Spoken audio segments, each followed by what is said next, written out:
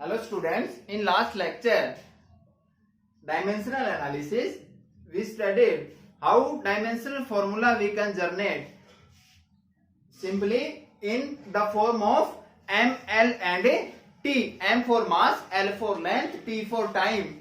And today we discuss that from the dimensional formulas, how we can derive the formulas in physics. जितने भी physics के फार्मूले हैं वो हम ड्राइव करते हैं with the help of A dimensions. Simple dimensions जो थी हमने लास्ट लेक्चर में पढ़ा था, सिंपल डायमेंशंस, फोर्स, प्रेशर, ये सारी एनर्जीज। सो आज हम देखते हैं कि with the dimensional formula how we can drive the formulas of physics. जैसे फर्स्ट एग्जांपल देखो, drive the formula for force. Drive the formula of force.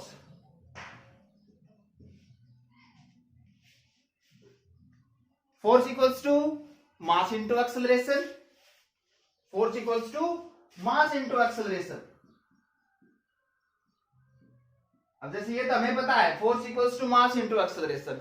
अब जैसे ये नहीं भी पता हो ना, हमें ये पता हो कि force depends on M and A, force depends on mass and acceleration, then drive the formula. So यही देखते हैं हम कि फोर्स जो है, ये कहते हैं force depends upon mass M and acceleration A, then drive the formula of force with the help of dimensions. Formula नहीं भी पता हो तो हम जैसे ये देखते हैं कि force depends upon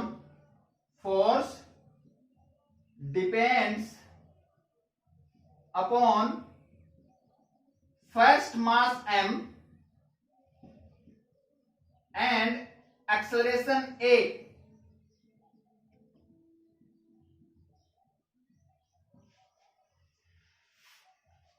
F directly proportional to m, ये जैसे इनवर्सली प्रोपोर्शनल, डायरेक्ट एक बार तो ऐसे ही लिखते हैं डायरेक्टली प्रोपोर्शनल टू m, वो उसकी वैल्यूज के ऊपर डिपेंड करेगा। डायरेक्टली प्रोपोर्शनल टू m, फोर्स इसके ऊपर डिपेंड कर रहा है, एक तो एक कर रहा है एक्सेलरेशन के ऊपर डिपेंड। m की पावर जैसे हम x लें, वो पावर्स भी हम देखते हैं, जैसे m की पावर का हमने x लिया, a की पावर को y लिया। सो प्रोपोर्शनल साइन को हटाने के लिए हमारे पास एक कांस्टेंट की जरूरत होती है, जो डायमेंशन, जैसे हम यहां लेंगे ना एक कांस्टेंट, वो डायमेंशन लेस है। क्या है? Dimension less. देखो f directly proportional to m power x a power y and f equals to k is the constant which is dimensionless constant, एक ऐसा कांस्टेंट जिसकी कोई डायमेंशन नहीं है। डायमेंशनलेस कांस्टेंट का मतलब ये है, डायमेंशनलेस कांस्टेंट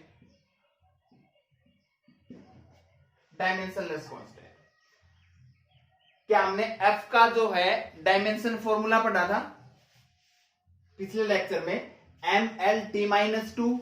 क्या मास को m से लिखते हैं? क्या हमने पिछले लेक्चर में एक्सेलरेशन का भी डायमेंशन फॉर्मूला पढ़ा था, दैट इज lt-2। अब उन सभी को देखो, जैसे हम लिखते हैं यहां dimension of force that is equals to mlt-2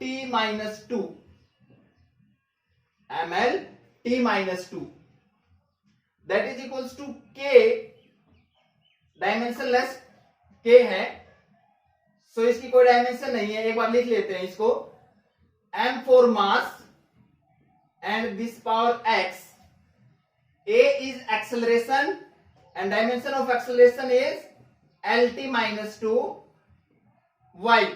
अब हमें x और y की वैल्यू निकालनी है। किसकी वैल्यू निकालनी है? x और y की वैल्यू निकालनी है।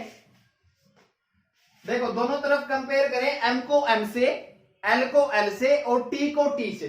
इधर देखो m कितने हैं? एक ही m, जिसकी पावर क्या है? x, और इधर क्या है? m की पावर 1। बताया था ना, dimensions are the bars which are there raised power. f जैसे f निकाला था हमने, एफ क्या था, mlt minus 2, m power 1 minus 2. Dimensions are the bars which are their raised powers. m means m की power 1, so that is equals, compare करते हैं हम m की power x. अब देखो इधर l 1 t minus 2, l t minus 2 की power y. देखो l की पावर 1, इधर l की पावर y, l की पावर y, t माइनस 2 और इधर t माइनस 2 और t माइनस 2 की पावर y. अलग अलग जैसे l और t को अलग अलग लिखे तो इस तरह से लिख सकते हैं, लेकिन हमारे पास l t माइनस 2 की पावर y है और इधर भी क्या l t माइनस 2 है, ये रहा l t माइनस 2 और l t माइनस, एक साथ ही लिख लेते जैसे एल टी माइनस 2 की पावर 1 है ना, इधर एल टी माइनस 2 की पावर y. देखो m की power x that is equal to m की पावर 1, सो x की वैल्यू क्या आई 1, x इक्वल्स टू 1. इसी तरह से एल टी माइनस 2 की power y, L T minus 2 की power 1, so y is also equals to 1. y की वैल्यू भी कितनी आई 1. अब x की वैल्यू 1 आई और y की वैल्यू क्या आई 1.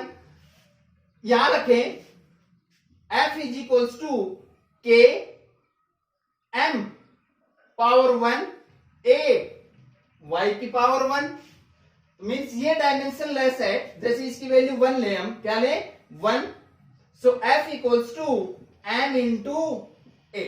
That is the formula of force. Force का फार्मूला ड्राइव किया हमने किसकी सहायता से, डायमेंशंस की सहायता से. क्या आया F इक्वल्स टू m आया. देखो एक और क्वेश्चन देखो, जैसे हमारे पास +1 में आगे एक सेंट्रीपिटल फोर्स आएगा, centripetal force, and that depends upon mass m, velocity v and distance r. और आपसे कहे कि drive the formula for centripetal force. Formula for centripetal force using dimensions. जैसे क्वेश्चन है drive formula centripetal force, formula ऐसे लिख दें, formula for centripetal force, for centripetal force, centripetal force using dimensions, using dimensions. और ये कहे कि ये जो फोर्स है ये डिपेंड्स कर रहा है, depends upon first mass m, second velocity v, third distance r, distance r. किन चीजों पर डिपेंड किया, mass m, velocity v, distance r. Then drive the formula for centripetal force using dimensions. देखो F मास पे depend कर रहा है, F velocity पे डिपेंड कर रहा है, F R पे डिपेंड कर रहा है. R means distance R, distance है अपनी, उसके ऊपर डिपेंड कर रहा है. तीन चीजों पे डिपेंड किया centripetal force, mass, velocity and distance. उसी तरह से देखो डाई की प्रोपोर्शनलिटी साइन को हटाएं तो हम k लेके आए. k is the dimensionless constant, k m v r. Last जब हमने फोर्स का किया था क्या उसमें हमारे पास दो ही टर्म थी, मास और एक्सेलरेशन. अब क्या हमारे पास तीन टर्म आई, मास, वेलोसिटी और डिस्टेंस. तो मान लें m power x, v power y, r power z, r power z। फिर डायमेंशंस लिखो दोनों तरफ, जैसे f डायमेंशन, f की dimension mlt minus 2, k dimensionless quantity, so we don't write m mass, power x, v velocity, power y, r distance। Mass को m से लिखते हैं, so m power x, v velocity, dimension पढ़ा था ना, lt minus 1, lt minus 1, r distance, l power z, distance l ना, distance metre, l power z। Compare करें, इधर देखो m की पावर लेफ्ट में कितना है 1, राइट में m की power x, so by comparing m power 1 equals to m power x, so x equals to 1, x equals to 1। क्या x की डायरेक्टली वैल्यू आ गई अपने पास, कितनी 1। इसी तरह से देखो l की पावर इधर कितनी है 1 है, कितनी है 1, l पावर 1, इधर देखो l की पावर कितनी है, l की पावर एक तो y है, एक l की पावर z है, गुणा में है तो पावर ऐड हो जाएंगी, l power y plus z।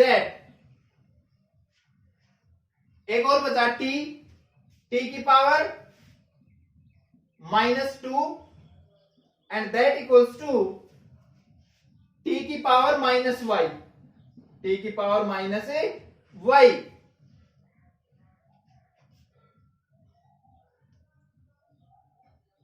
-2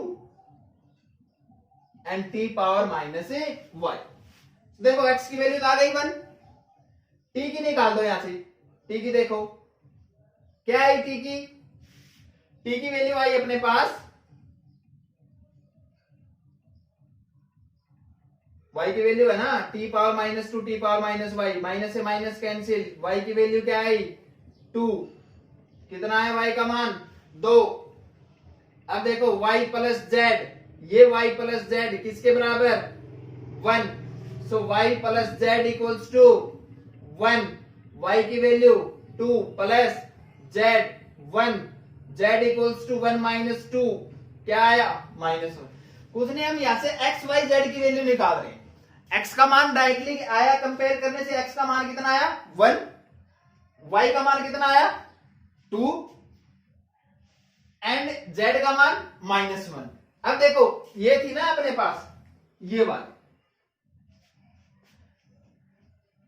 सो f मींस वैल्यू रखो m power 1, m power 1, y v power y की वैल्यू कितनी है 2, r power z, r power -1, z की वैल्यू -1 है तो r power -1, so f m v power 2 divide by, देखो ये r की पावर -1 है ऊपर, क्या नीचे आएगा तो प्लस हो जाएगा, centripetal formula, centripetal force formula, that is equals to mv square by r। देखो डायमेंशंस की हेल्प से हमने सेंट्रीपिटल फॉर्मूला जनरेट कर दिया, जब हमें यह पता था कि सेंट्रीपिटल फोर्स जो है अपना मास m, वेलोसिटी v और डिस्टेंस r के ऊपर डिपेंड कर रहा है, तो डिस्टेंस r के ऊपर डिपेंड कर रहा है, तो डायमेंशंस की सहायता से हमने x y z की वैल्यू निकाली और डायमेंशंस की सहायता से हमने सेंट्रीपिटल फोर्स लिखा,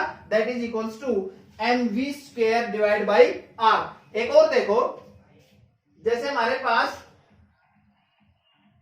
सिंपल पेंडुलम L है, simple pendulum L, and we drive the formula of time period of that simple pendulum with the help of dimensions. हम उसके टाइम पीरियड का फार्मूला निकाल रहे हैं with the help of dimensions.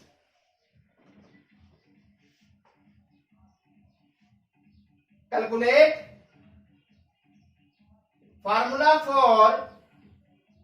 Formula for time period of simple pendulum,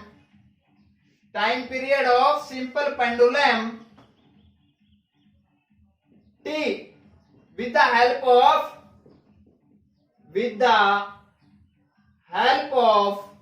dimensions,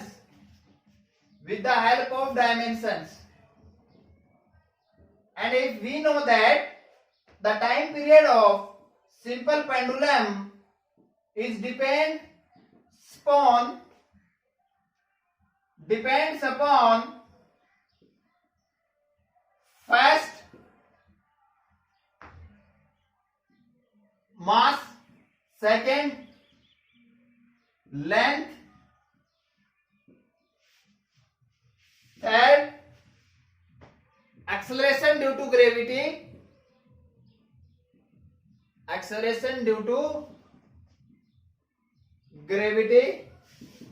mass m, length l, acceleration due to gravity. acceleration due to gravity क्या होती है? acceleration है अपनी acceleration due to gravity, जिसको हमने 9th क्लास में पढ़ा था, g छोटे g से लिखते हैं, वैल्यू 9.8 मीटर पर second square. So acceleration due to gravity g जो है उसकी भी डायमेंशन क्या होगी? जो एक्सेलरेशन की डायमेंशन है, दैट इज lt माइनस ए 2. अब ये हमारे पास टाइम पीरियड का फार्मूला जनरेट कर रहे हैं जब हमारा time period of simple pendulum है वो mass m, length l and acceleration due to gravity g के ऊपर डिपेंड कर रहा है. देखो time period directly proportional to mass m, length l and acceleration due to gravity g. तीनों को लिखा. t equals to k m l g. k क्या है? कांस्टेंट. प्रोपोर्शनलिटी को हटाया, constant which is dimension less, जिसकी कोई डायमेंशन नहीं है.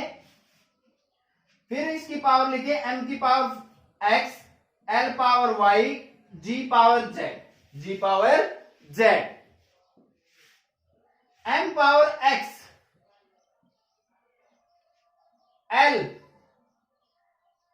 l की डायमेंशन तो जैसे टाइम पीरियड की डायमेंशन t से लिखते हैं ना, t time period of the pendulum, t LHS में लिखा.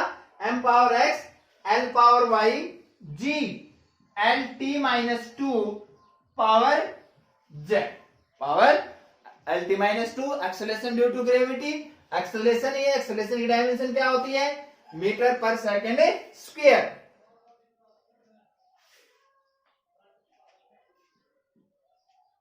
टाइम पीरियड t है. फिर कंपेयर करें m पावर x, m की तो उधर है ही नहीं, m power x that is 0. So x का मान क्या आया? 0. अब देखो x का मान 0 आया, इसका मतलब हमें पता चल गया कि जो टाइम पीरियड है सिंपल पेंडुलम का वो मास m पे डिपेंड नहीं करता है.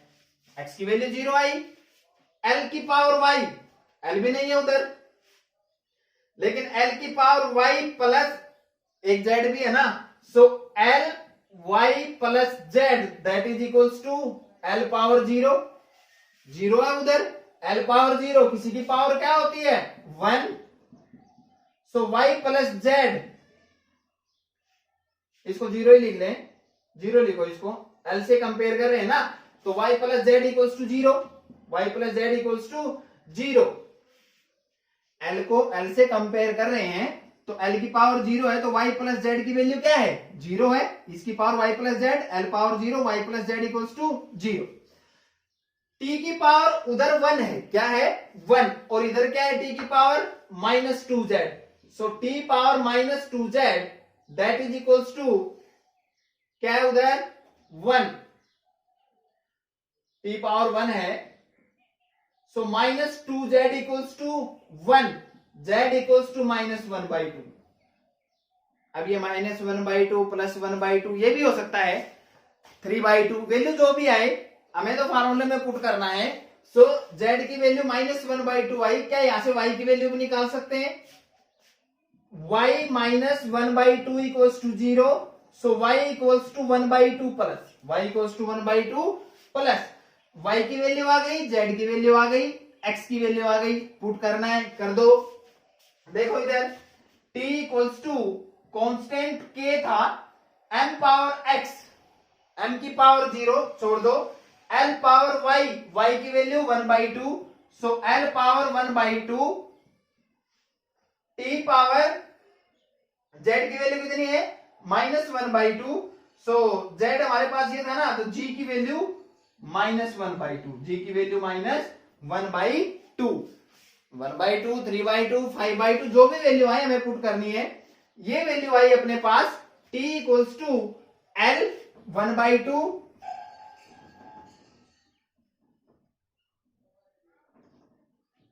t इक्वल्स टू k, देखो l 1/2, g 1/2, क्या 1/2 नीचे आएगा तो ये भी प्लस हो जाएगा, ये प्लस हुआ, 1/2 पावर हाफ है ये, मतलब तो इसको इस तरह से लिख सकते हैं √l/g, ये फार्मूला है टाइम पीरियड का।